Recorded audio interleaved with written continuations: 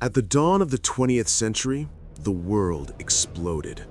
The old world, with its velvet, its gold, its whispered secrets, crumbled into dust.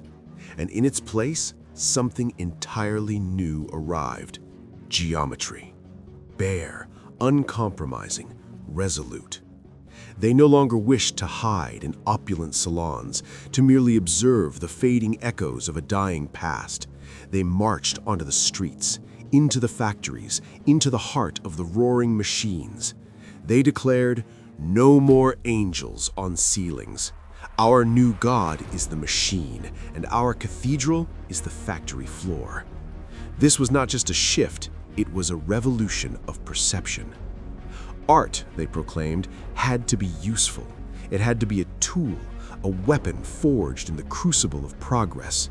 It was meant to build, not just to adorn, to educate, not to lull into complacent dreams, to galvanize, not to merely please. They declared war. A fierce, uncompromising war against the old gods, against the old rules. They cried, "No more paintings on easels. Let our art be emblazoned directly onto the streets, onto the very fabric of our new cities." Their inspiration was the machine, but not the one that merely destroys. No, their machine was the one that builds, the one that creates, that sculpts new realities from raw materials. They were captivated by the rhythmic pulse of the conveyor belt, the very heartbeat of a new world where the individual dissolved willingly into the collective.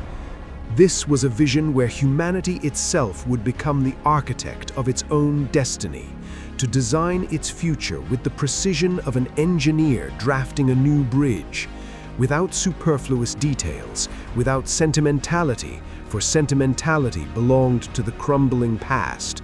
Only function, only relentless movement, only a singular driving purpose. The epoch demanded clear answers, sharp, decisive lines, pure, unadulterated colors. It yearned to see itself as new, as mighty, as unyielding. And Constructivism, in its audacious purity, offered it that mirror, a reflection of a world unburdened by history, ready to forge its own future. This stark, uncompromising world, in its purest form, existed for only a brief, intense moment. Its soaring ideals, born of revolutionary fervor, eventually shattered against the harsh realities of the coming decades. The utopia, in its cold, calculated perfection, proved too stark, too impersonal for the human heart. But its echo, its profound, resonant echo, we still hear it.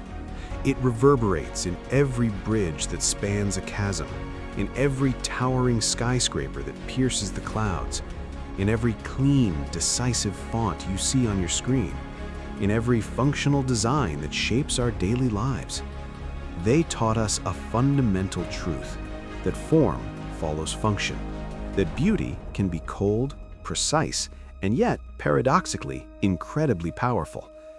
They showed us that true strength lies not in ornament, but in purpose, and that even in the starkest geometry, there can be a profound, undeniable poetry.